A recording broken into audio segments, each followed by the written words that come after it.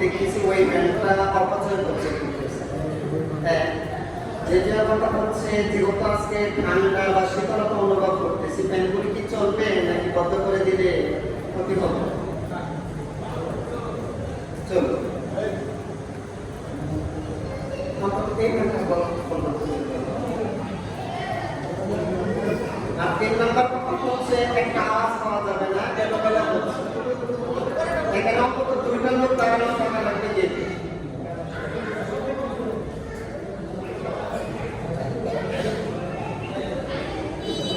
ছোট বাচ্চাদেরকে থামিয়ে দেন যাতে কথা না বলে।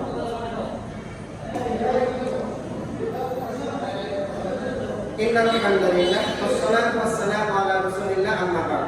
আউযু বিল্লাহি মিনাশ শাইতানির রাজীম। বিসমিল্লাহির রাহমানির রাহিম। আলিফ লাম রা কিতাবুন আনজালনাহু ইলাইকা লিতুখরিজান নাসা মিনাজ যুলুমাতি ইলান নূর। ক্বালা রাসূলুল্লাহ সাল্লাল্লাহু আলাইহি ওয়াসাল্লাম ad-dīnu an-nasīḥa। আলহামদুলিল্লাহ সাল্লাল্লাহু আলা মুহাম্মদ সাল্লাল্লাহু আলাইহি ওয়াসাল্লাম। আমি 50-এ ছেড়ে দেব, তখন আপনারা খাতা করে নিতে পারবেন। যদি আজকে 10-এ ইফতার হয় তাহলে 50 থেকে 20 মিনিট পাবেন। জীবনে আপনাদের সাথে দ্বিতীয়বার আল্লাহ পাক আনে কি আনে না সেটা জানি না, কিছু নাসিহা দিতে এসেছি, একটু মনোযোগ সহকারে শুনবেন আমি আশা করি। প্রশংসা আল্লাহর, যিনি আমাদেরকে রমজানের দিনগুলিতে উপস্থিত করে দিয়েছেন এবং সিয়াম সাধনা করার সুযোগ করে দিয়েছেন। দরুদ এবং সালাম রাসূল আকরাম সাল্লাল্লাহু আলাইহি ওয়াসাল্লামের উপর, যিনার মাধ্যমে আমরা একটা সমাজ পরিবর্তনের রূপরেখা পেয়েছি। সাল্লাল্লাহু আলা মুহাম্মদ সাল্লাল্লাহু আলাইহি ওয়াসাল্লাম। কথা খেয়াল করবেন এবং জবাব দিবেন। সুদ, ঘুষ, মদ, জুয়া, লটারি, ইফতিজিং, ফেন্সিডিল, ইয়াবা, বিড়ি, অশালীনতা, বেপরদা, নগ্নতা সবকিছু দিয়ে ঘেরাও করা এই সমাজ, অস্থিতিশীল পূর্ণ এই রাষ্ট্র ব্যবস্থা, জুলুমে ভরপুর এই বিশ্ব ব্যবস্থার মধ্যে আমরা অবস্থান করতেছি, তাই না? আপনারা অবশ্যই যা যা খবর জানেন। আমি এক্সট্রা অর্ডিনারি কিছু মেসেজ দিতে এসেছি, কান দুটো খরগোশের কানের মতো খারাপ থাকা লাগবে। আল্লাহ রাব্বুল আলামিন পবিত্র কোরআনুল কারীমের 14 নম্বর সূরা সূরা ইব্রাহিমের 1 নম্বর আয়াতে বলেছেন, আলিফ লাম রা কিতাবুন আনজালনাহু ইলাইকা লিতুখরিজান নাসা মিনাজ যুলুমাতি ইলান নূর। আমি একটা কোরআন লাগবে। আমি কোরআনটা নাযিল করেছি এই উদ্দেশ্যে যে এই পৃথিবীতে যেই সকল মানুষেরা অন্ধকারে পড়ে আছে, অন্ধকারে পড়ে থাকা মানুষগুলিকে টেনে বের করে আলোর সন্ধান দেওয়ার জন্য। অন্ধকারে পড়ে থাকা, তাহলে যে মাক্কাতে কোরআন এসেছিল সেই মানুষগুলো অন্ধকারে নিমজ্জিত ছিল। আপনাদের কাছে আমার প্রশ্ন, এই অন্ধকার বলতে কোন অন্ধকার? সেই মাক্কাতে মাদিনাতে কি সূর্য উদিত হতো না? হতো কিনা? তাহলে কি এই সূর্য না ওটা অন্ধকার, চন্দ্র না ওটা অন্ধকার, নাকি অন্য কোনো অন্ধকার? এই অন্য কোনো অন্ধকারটা কি? অজ্ঞতা। কিসের অজ্ঞতা? সেই যুগের মানুষ তো ফরমালিন খাই নাই, সেই যুগে দুধে ভেজাল মিশাই নাই, সেই যুগে গত 2-3 দিনের পর আজকে চালিয়ে দেয় নাই, পিওর থাকতো, সবকিছু ব্রেন প্রপার থাকতো, স্মৃতিশক্তি পুরোদার থাকতো। অন্তকারটা কি? অন্তকারটা হচ্ছে সেই সমাজটা পরিচালিত হতো আবু লাহাবের মতামত দিয়ে, আবু জাহেলের মতামত দিয়ে, উতবা, সাইবা, মুগিরা, আবু সুফিয়ানের নিজস্ব চিন্তা চেতনার ভিত্তিতে সমাজটা পরিচালিত হতো। এটা ছিল অন্ধকার, এটা ছিল। আল্লাহ রাব্বুল আলামিন বলছি, আমি এখন থেকে লাউহে মাহফুজ থেকে মেসেজ দিব, রুলস দিব। এই রুলসের আলোকে এখন থেকে সমাজ চলবে। এই সমস্ত মূরত, এই সমস্ত মাতব্বর যে ব্রেইনের ভিত্তিতে এই সমাজটা পরিচালনা করছে, এইগুলির মূলে কুঠারাঘাত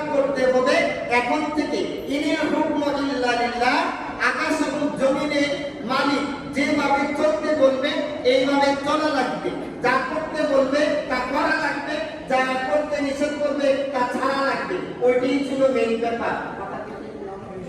কথা বলেন, কথা ঠিক নয়? আজকে তাহলে এই পৃথিবীকে আনন্দিত করার জন্য এই কোরআন আল্লাহ রাব্বুল আলামিন দিয়েছেন। আপনাদের কাছে আমার প্রশ্ন, কেন করুন শরিয়া গয়র সুকার কুদুতন্ন কি হলো? সবাই বলেন কি হলো? আগুনের ধর্ম কি? জ্বালিয়ে দাও। এই খাতাটা কি জ্বলে গেছে? কারণ আসল আগুন কয়কার পর্যন্ত গয়র সুকার নেই, কি হলো? পানির ধর্ম কি? খাতাটা ভিজে গেছে। শরিয়া নৌকল্য কি হলো? আলোর ধর্ম কি? আলোকিত করা। এখানে মনে করেন বাকি নাই, এটা কি আলোকিত হয়েছে? হ্যাঁ, তাহলে বোঝা গেল আলোর ধর্ম অন্ধকার দূর করা, আগুনের ধর্ম পুড়িয়ে ফেলা, পানির ধর্ম ভিজিয়ে ফেলা। যেহেতু এই পানি এটাকে ভিজাতে পারে নাই, বুঝতেই পারলাম এটা আসল পানি। যে আগুন এই কথাটা জ্বালিয়ে দিতে পারে নাই, সেই আগুন আসল আগুন। যে ইসলাম দিলে পরে সমাজটা আলোকিত হয়, যে ইসলাম দিলে পরে সুদ, ঘুষ, মদ, জুয়া, লটারি ইত্যাদি জীবন্ত কন্যা দাপন, আবু জাহেলের মতামত, উৎবার মতামত, সাইবার মতামত, আবু সুফিয়ানের মতামত, মুগিরের মতামত সমাজ থেকে বিদরিত হয়ে যায়, বৈরব হয়ে যায়। যেই দাওয়াত দিলে সমাজ থেকে এইগুলি দূর হয়ে যায়, এই দাওয়াত যদি আজকের এই সমাজ ব্যবস্থায়, রাষ্ট্র ব্যবস্থায়, বিশ্ব ব্যবস্থায় যদি দেওয়া হতো, তাহলে এই সমাজ ব্যবস্থা সুন্দর হতো। বোঝা গেল আমরা আসল ইসলাম সমাজে দিচ্ছি না, যার কারণে সমাজটা এমন অবস্থায় পড়ে আছে। কথা কি ঠিক নয়? তাহলে আসল দাওয়াত কি? আসল দাওয়াত আরেকটা উদাহরণ দিলে বুঝতে পারবেন। আমরা পলিথিন মার্কা দাওয়াত দিচ্ছি জাতিকে। কি মার্কা? বুঝবেন কিভাবে? একবার শীতের সময় এক লোকের গোসল ফরজ হয়েছে, সে এখন গোসল করবে, খুব ঠান্ডা, খুব শীত, আত্মপান্ত, মাথা থেকে পা পর্যন্ত একটা পলিথিন দিল, ওই যে রেইনকোট আছে না, এইরকম একটা পোশাক দিল। তারপরে ওই পলিথিনের উপর দিয়া পানি ডালল। আচ্ছা বলেন তো, এই পানি কি তার গায়ে গেল? আমার কথা বুঝেন না, এটা আওয়াজটা দুই চার জনের কাছ থেকে এসেছে। এই পানিটা কি তার গায়ে গেল? গায়ে গেল? এটা কি আসল গোসল হলো? আসল গোসল হলে তো পাক হতে পারত।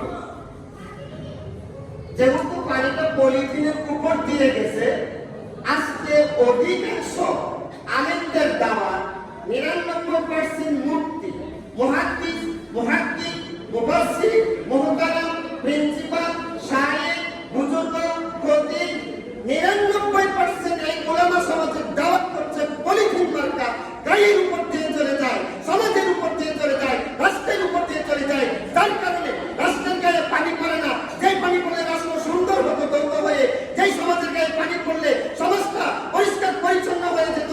আজকে আমাদের পক্ষ থেকে পলিথিন মার্কা দাওয়াত আসার কারণে পৃথিবী আদৌ সুন্দর হচ্ছে না, এই সমাজ আদৌ সুন্দর হচ্ছে না। সিএম প্রতি বছর ঘুরে ঘুরে আমাদের মাঝে আসতেছে, ইফতার সাহারি আসতেছে, এই পলিথিন মার্কা দাওয়াতের কারণে বিশ্ব সুন্দর হচ্ছে না। পলিথিন মার্কা দাওয়াত দিয়ে জাতিকে আমরা ভেসালে রেখেছি। সম্মানিত উপস্থিতি, তাহলে দাওয়াত দিলে পরিণাম কি হলো? আল্লাহ রাব্বুল আলামিন 3 নম্বর সূরা আল ইমরানে 21 নম্বর আয়াতে আল্লাহ রাব্বুল আলামিন বলেন, ইন্নাল্লাযীনা ইয়াকফুরুনা বিআয়াতিল্লাহি ওয়া ইয়াকতুলুনা আন-নাবিয়্যিনা বিগায়রি হাক্কিন ওয়া ইয়াকতুলুনা আল্লাযীনা ইয়া'মুরুনা বিল কিসতি মিনান নাসি ফাবাশশিরহুম বিআযাবিন আলীম। যারা জনগণকে কল্যাণের কথা বলতো, ন্যায়ের কথা বলতো, সংশোধনের কথা বলতো, মুক্তি এবং শান্তির পথ দেখাতো, তাদের পরিণতি কি হতো? ইয়াকতুলুনা আন-নাবিয়্যিনা বিগায়রি হক, বিনা কারণে বহু সংখ্যক নবীকে জবাই করে দিত। এবং যারা সৎ কাজের আদেশ দিত তাদেরকেও জবাই করে দিত। তাহলে বোঝা গেল ন্যায়ের কথা, ওয়াজের কথা, আপনাদেরকে ভালো হওয়ার কথা বলতে আসলে পকেটে টাকা যাবে না শুধু, বড় ধরনের সালাদ আসবে না শুধু, আমার প্রতিষ্ঠান টিকবে না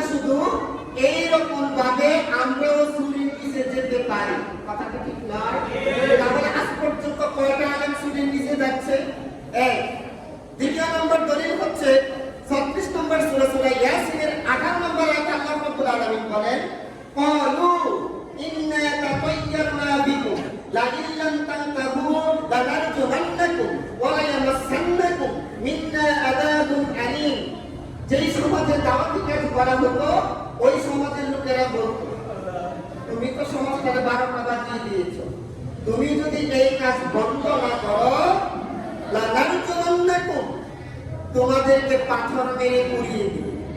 আমরা যারা শায়ী, আপনাদের কাছে আমরা মুখরোচক কথা নিয়ে আসি, গোলাপ ফুলের পাপড়ির মতো সুন্দর সুন্দর দাওয়াত নিয়ে আসি, কথা হচ্ছে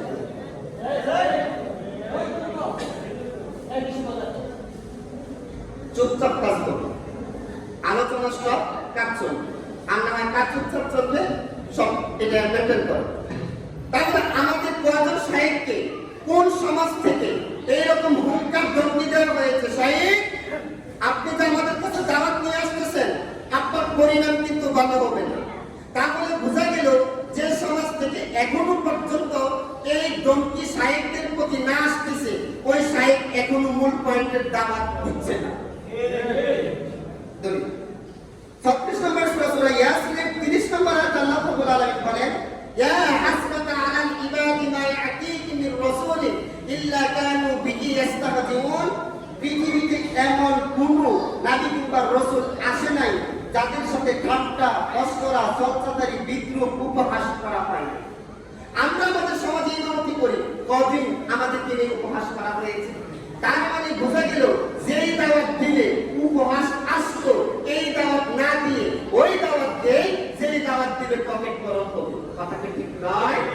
দলিল 14 নম্বর সূরা ইব্রাহিমের 13 নম্বর আয়াত আল্লাহ রাব্বুল আলামিন বলেন, وقال الذين كفروا برسلهم لنخرجنكم من أرضنا أو لتعودن في ملتنا فأوحى إليهم ربهم لنهلكن الظالمين।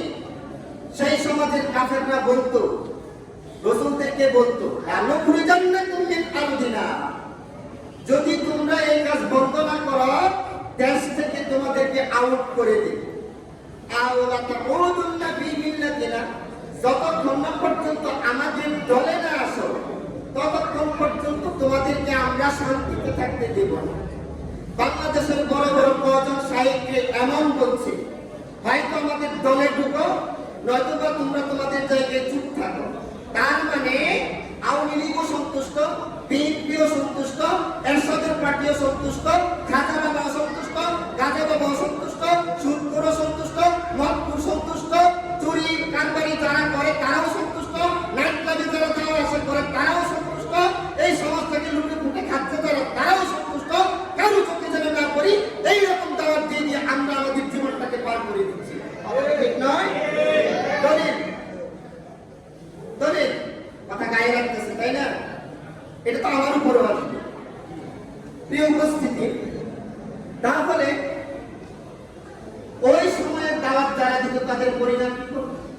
আন খাব্বাব ইবনে আরাবি ক্বালা শাকাউনা ইলা নবী সাল্লাল্লাহু আলাইহি ওয়াসাল্লাম ওয়া হুয়া মুতাওয়াসসিদু বারাকাতাল্লাহু বিদিল কাবা আলা তাস্তানসিরু লানা আলা তাকুল্লাহু লানা কানা আর-রাজুলু বিমান ক্বাবলাকুম ইহমালু বিল আরদ ফায়ুকালু ফিহা ফায়ুজাদু বিল ইনসানি ফায়ুদু আলা রাসিহি ফায়ুশাqqu সুনাইনি ওয়া মা ইয়াসুদ্দু যালিকা ad-দীনি ওয়া ইউসাকু বিআমসাতিল হাদীদি মাদুনা রাহমিহি মিন আসমিন আও আসবিন ওয়া মা ইয়াসুদ্দু যালিকা ad-দীনি ওয়াল্লাহি ইয়াতামান্না হাযাল আমরা হাত্তা ইয়াসিরু আর-রাকিবু মিন সানআ ইলা হাদারামাউতা লা ইয়াখাফু ইল্লাল্লাহ আবিদ্দিকা আলা গনামাকি ওয়ালাকিন্নাকুম তাসতাজিলুন রাওয়াহু তিরমিজি গ্রন্থে এসেছেন, খাব্বাব বিন আরাব থেকে বর্ণিত। তিনি বলেন, আমরা একবার রাসূল আকরাম সাল্লাল্লাহু আলাইহি ওয়াসাল্লামের কাছে গেলাম, যাওয়ার পরে অভিযোগ করলাম,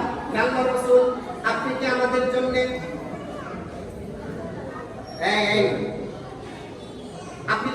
আল্লাহর দরবারে দোয়া করবেন না?